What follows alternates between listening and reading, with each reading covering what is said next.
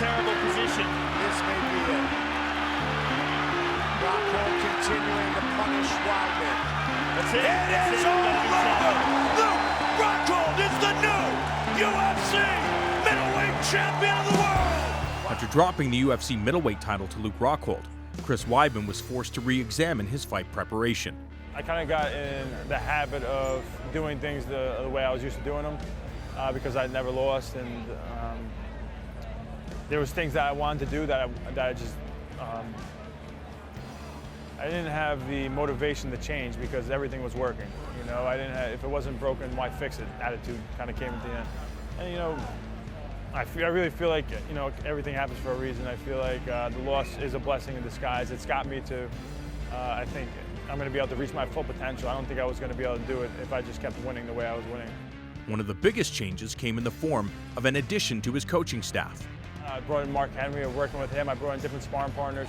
I did a way longer camp. I was doing a 6-week camp. I did it for a Vitor fight, it worked out, and then I did it for the first Luke fight, and it didn't work out.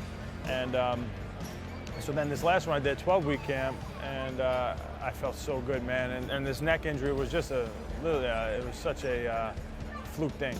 The fluke injury would force Weidman to withdraw from his rematch with Luke Rockhold and was threatening to keep him off the UFC's debut in New York as well. Every doctor I went to at first was like, you need to do a fusion, you need to do a fusion. And the recovery time for that would be really risking the opportunity to fight at Madison Square Garden. So we kept searching for different doctors, and we ended up finding, thanks to Kurt Angle actually, we found a doctor in Pittsburgh named Dr. Joe.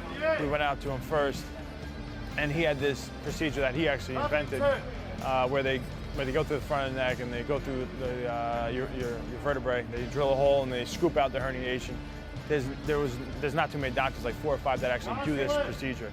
Recovery time for this is actually really quick. I mean, when you hear neck surgery, you think big deal, you're out for a long time, but thank God, after talking to a bunch of doctors, and I actually didn't get a surgery with Dr. Joe. I went to a guy who does the same exact surgery in New York City, named Dr. Rue, R-I-E-W, great surgeon, and thank God I was able to see all these great doctors. So with the injury in the rearview mirror, the former champion's path is clear.